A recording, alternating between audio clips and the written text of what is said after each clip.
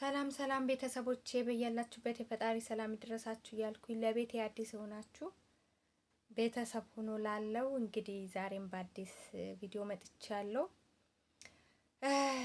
ፍቅር የጥንቷ የጠዋቷ የአብርሽ ፍቅረኛ የልጅነቱ እጮኛው ፍቅርን ሀ ብሎ የጀመረበት እሷም ደግሞ ፍቅር ብላ የጀመረችበት የአብርሽ የመጀመሪያ ፍቅረኛው ፍቅር አስታወሳችኋት?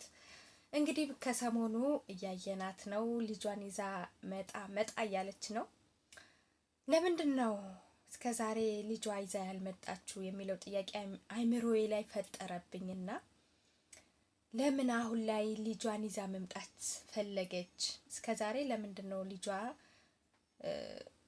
ፎቶዋን ቪዲዮም የትኛውን ቦታ ላይ የልጇ ፎቶ አይተን አናውቅም ከሷ ጋር ፉፉ ነው ባለፈው የተጣሉ ጊዜ የልጃችን ፎቶ ብለው አንድ ላይ የሶስቱን ፎቶ እሱ ነው የፖስተው ከፍቅር የተጣሉ ጊዜ ማለት ነውና የጥላቸው መንሻ የሆነው የልጃቸው ፎቶ እንግዲህ ሰሞኑ ፍቅር ወደ ኢንስታግራም እየመጣች ነው ከልጇ ጋር ማለት ነውና እስከዛሬ ለምን ነበር ልጇን ማታሳየው?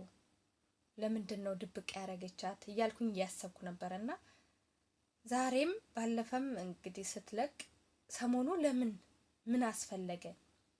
ምንስ እየነገረችን ነው? እቺ ልጅ ምን እያመለከተችን ነው? የእውነት ፉፉ የልጇ አባት ነው ወይስ የልጇ አባት አብርሽ ነው?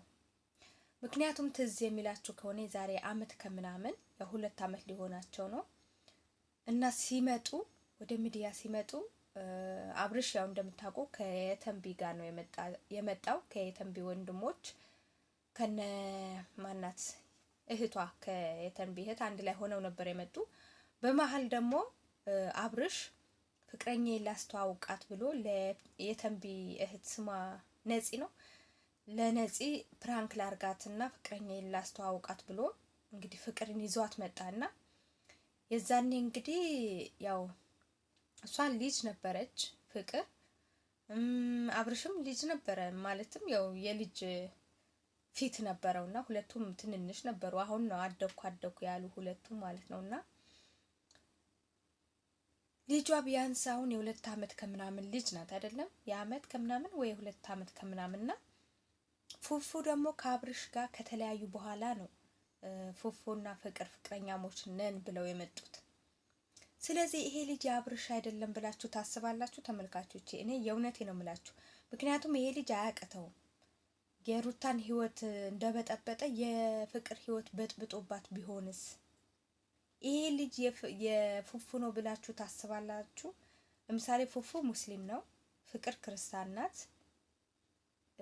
እኔ እንጃ እንዴት ማለትም ያው በእርግጥ ያው የሰው አስተሳሰብ አለ፣ እያንዳንዱ የራሱ የሆነ አስተሳሰብ አለውና በፍጹም እኔ ፍቅርና ፉፉ ልጅ ይወልዳሉ ብዬ በጭራሽ አላስብም። እኔ እንደውም አሁን የፍቅር ልጅ የአብርሽ ይሆናል ብዬ እያሰብኩ ነው። ምክንያቱም ልጁ ሱስ ስላለበት አስወልዶ የመጥፋት አስወልዶ ሌላ ፍቅረኛ የመያዝ ገብቷቸዋል አይደለም? አሁን እኮ ፍቅር ከጨዋታ ውጪ ነው ያረጓት። ፉፉም ራሱ በራሱ ሌላ አይዲያ ይዞ በራሱ ነው ከነቶፊቅ ነው የሚሰራው። አብርሽም ደግሞ የታለሽም አይላትም። የእውነት የሰው ልጅ ግን እንዴት መነሻውን ይረሳል? እኔ ፍቅር በጣም ነው የምታሳዝነኝ። የእውነቴ ነው የምላችሁ። መስራት የምትፈልግ ልጅ በቃ የስራ ሰው ናት፣ ልጅ ናት፣ ደግሞ በዛ ላይ ጠንካራ ልጅ ናት። ግን መነሻቸውን ረስተው ከጨዋታ ውጭ አረጓት። የእውነት የሰው ልጅ ግን ክፋቱ ማለት ነው። ዝም ብላችሁ ይዋት እስቲ። አሁን እሷ ስንት አጃቢ ነበራት። በጣም የት ትደርሳለች? በጣም ትልቅ ዩቲዩበር ትሆናለች ብዬ ነበር ማስባት። አሁን ግን ስሙ የገነነ ስማቸው የገነኑ ሌሎች ናቸው። ግን መነሻቸው የአብርሽ መነሻም የፉፉ መነሻም ፍቅር ናት። ፉፉ ፍቅር ባትኖር ምንም አይደለም፣ ምንም ማለት ነው። የእውነት ይቅርታ አድርጉልኝና የፉፉ አድናቂዎች፣ እኔም አድናቂው ነኝ። ጎበዝ ልጅ ነው፣ ታዳጊ ነው፣ የለውጥ ሰው ነው፣ ለውጥ ፈላጊ ነውና አብረው አንድ ቲያትር ቤት ይሰሩ ነበረ። ውዝዋዜ ማለት ነው፣ ዘመናዊ ውዝዋዜ ይወዛወዙ ነበር። ተወዛውዘው ነው መጨረሻ ወደ ዩቲዩብ የመጡትና ቡታጀራ ላይ እኔ ነኝ ያሉ ተወዛዋዦች ናቸው እነ ፍቅርና እነ ፉፉ ማለት ነውና ግን አሁን ላይ በቃ ፍቅር የለችም። በቃ እየሰራች አይደለም። ለምን? ማን ነው ሞራሯን የገደለው? የእውነት ማን ነው ልቧን የሰበረው? ማን ነው ወደ ሚዲያ እንዳትመጣ እንዳትሰራ እንቅፋት እየሆነባት ያለው? አብርሽ ነው ወይስ ፉፉ ነው የልጇ አባት? እና በቃ ሴት ልጅ እኔ እንጃ መሄድ መግፋት አችልም ማለት ነው በወንዶች። አሁን የሩታ ጣፋንታ እኮ የፍቅር ጣፋንታ ይደርሳታል የሆነ ሰዓት ላይ። በቃ ሩታ ራሱ መጥፋቷ አይቀርም። እኔ የእውነት ፍቅር እኔ በዚህ ደረጃ እኔ ማለትም እየሰራች አይደለም። ከብዙ ልጆች ጋር ትመጣለች፣ ትሞክራለች፣ ግን እየቀጠለች አይደለም። በጣም የሰራችው ከፉፉና ከአብርሽ ጋር ነውና አሁንስ ልጇን ሰሞኑ አሁን ሩታ ከአብርሽ ጋር ባለው ነገር ላይ ምን ለመንገር ነው? ምን ለማስተላለፍ ፈልጋ ነው ፎቶን እየፖሰተችልን ያለችውና በቃ የምታስተላልፋቸው መልእክቶች ራሱ ከፎቶው ጋር አንድ ላይ አድርጋ የምትለቃቸው ጽሁፎች ራሱ ልብ ይነካሉና የእውነት አንዳንድ ሰዎች በእርግጥ የሰው ልጅ ምንድነው ተደግፋችሁ ሸምቦቆ ነው የሚሆነው። ሸምቦቆ ይሆንባችኋል። ፈጣሪን ግን ከተደገፋችሁ ወድቃችሁ አትወድቁም። አሁን እቺ ልጅ የዓላማ ሰው ናት። ራሷ ዓላማ አለኝ ወደፊት ትልቅ ቦታ መድረስ እፈልጋለሁ አለች። ግን እየሰራች አይደለም። ጭራሹን አሁን በሳምንት በ15 ቀን አስባችሁታ በየቀኑ 12 ሰዓት ከሰዓት ምትለቅ የነበረ ልጅቷ አሁን በሳምንት በ15 ቀን ነው ቪዲዮዋ ራሱ እየለቀቀች ያለ። በቃ ጠፍታለች። ሰውም በቃ እያስታወሳት አይደለም። ምክንያቱም ዩቲዩብ ከጠፋችሁ ጠፋችሁ ነው። በቃ አያስታውሳችሁ። ዩቲዩብ ስትሰሩ ነው የሚያስታውሳችሁ። ስትሰሩ ነው ሰው ጋር ሼር የሚያደርግላችሁ። እናንተ ስትፖስቱ ቪዲዮ በየቀኑ ስትፖስቱ ነው ሰው ጋር ሼር ያደርግላችኋል። ሰው በግድ እንዲያየው ያስደረጋችኋል። ዩቲዩብ በጣም ከባድ ነው። የእውነቴ ነው። ሚስጥሩን ውስጡ የምታውቁ ሰዎች ማለት ነውና ለምን ትጠፋለች እቺ ልጅ? በቃ የእውነት ትላንትና ከአብርሽ ጋር አብርሽን አስፈምሳው የሩታ ከመምጣቷ በፊት እንዴት ነበረ የሚሆኑት? በቃ እንደዚህ አይነት ፍቅር አለ እንዴ እስከምንል ድረስ ጥግ ድረስ ማለት ነው። የሚለብሱት ማች የሚለብሱት አንድ አይነት። አሁን በፊት ሩታና አብርሽ የሚለብሱት እንደ ፍቅር ማች ነበረ።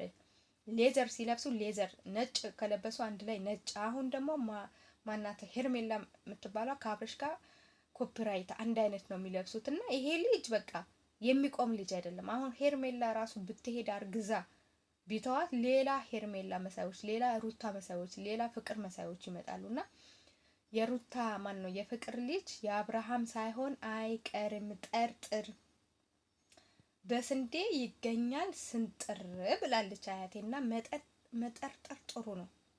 ሰሞኑ እየለቀቀች ያለችበት ምክንያት የእውነት እንደው አሁን ስደት ስለሆንኩ ነው እንጂ ሰፈሯ ድረስ ሄጄ ለወንድሞቿ ራሱ አጣራ ነበረ እና ባይዘዌ ቤተሰቦቿ በጣም ምርጥ ቤተሰቦች፣ የስራ ሰዎች፣ ታታሪዎች፣ የእውነት የተማሩ ቤተሰቦች ነው ያሏት።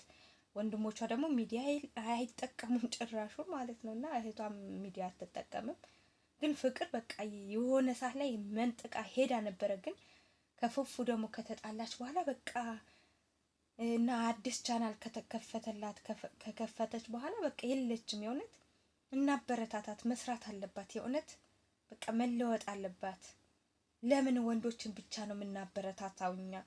የእውነት እኛ ሴቶች ለምን በተለይ መዳብ ቅመሞች ለምንድን ነው ወንዶችን ላይ ብቻ ፎከስ የምናደርገው? ለምን ሴቶችን አናበረታታም? የእውነቴ ነው የምላችሁ። ለምን እርስ በርሳችን ማንደጋገፈው? በተለይ መዳብ ቅመም ሆና ከመዳብ ቤት ጓዳ ውስጥ እኔ አሁን ጓዳ ውስጥ ነው የምሰራውና እኔን ለምን አታበረታቱኝም? ለምሳሌ እና ለምንድን ነው ወንዶች ላይ ብቻ? ቲክቶክም ስትሄዱ የሆነ ወንድ የሆነ ነገር ከሰራ በቃ ይሄድለታል። ሴት ግን ብትሰራ ክብሯን ካላዋረደች በስተቀር ሚዲያ ላይ በቃ ፌመስ አትሆንም። እና እናስብበት። እና የፍቅር የልጇ አባት አብርሽ ነው ወይስ ፉፉ ነው የሚለው ጥያቄ አጣሩልኝ፣ ከምር አጣሩልኝ። እንደርስበታለን። መጣራት አለበት። ምክንያቱም ሰሞኑ እያረገችው ያለው ነገር እኔ ምንም እየገባኝ ስላልሆነ ነውና እቺ ልጅ መጥፋት የለባትም፣ መስራት አለባት። ቢያንስ እንኳን ኮሜንት ላይክ ስናረግላት ዩቲዩብ ራሱ ያበረታታታል። እኛ ላይክ ባረግን ቁጥር ለብዙ ሰዎች ነው የሚደርስላት እና እቺ ልጅ የእውነት ስርዓት ያላት ልጅ ናት። እንደነ ሩታ ራሱ የሆነ የወጣ ነገር አላሳየችንም። ከአብረሽ ጋር ሆና ራሱ ከፉፉ ጋር ሆና ራሱ የሆነ ጋጣ ወጥነት ነገር አልሰራችም። እኔ ሩታ አሁን ስላረገዘች ስለወለደች ምናምን ነገር አይደለም። ከዛ በፊት ግን ብዙ ነገሮች አሳልፋለች። ራቆቷን እየመጣችብን አልጋ ላይ ከነዳኒ ሮያል እየተኛች ብዙ ነገሮች አሉ እኛ ያየነው ማለት ነው። መቼስ እነሱ ቪዲዮ የተቀመጠ ነገም ቢሆን የልጅ ልጃቸው የሚያየው ስራ ነው የሰሩት ያስቀመጡት የሚቀመጥላቸው ቪዲዮ ነውና ማለት ነው። እነሱ ቻናል ላይ ራሱ ቢጠፋ ሌሎች ሰዎች ላይ ይኖራል። ይሄ ሚሞሪ ነው ማለት ነው። ስለዚህ ፍቅር እንደ ልጅ ናት፣ ልጅነት አለባት። ግን በቃ እያሳዘነችኝ ነው ከምር በጣም በቃ እኔ ኧረ እቺ ልጅ ጉብዝና ኧረ በስመ አብ ምናምን ነበረ የምለው ግን አሁን የለችም ጭራሹን። በቃ በወር በ3 ሳምንት በ15 ቀን ትልቅ ዩቲዩበር ሆናችሁ ማለት እኮ በሳምንት በ15 ቀን መስራት ማለት ከባድ ነው። አሁን እንደነ ለምለም አሁን ለምለም የለችም ጠፍታለች። በቃ ከዩቲዩብ ጭራሹን ጠፍታለች። ስለ ሌላ ዩቲዩብ ከፍታ ስለ ሱቋ ስለ ቢዝነሷ ነው የምትሰራውና የድሮ ዩቲዩበሮች እየጠፉ ነው ማለት ፈልጋለሁ። እንግዲህ ቪዲዮ ከተመቻችሁ ላይክ አርጓት፣ ከፍሉበትም ሰብስክራይብም ቤተሰብም አድርጉኝ።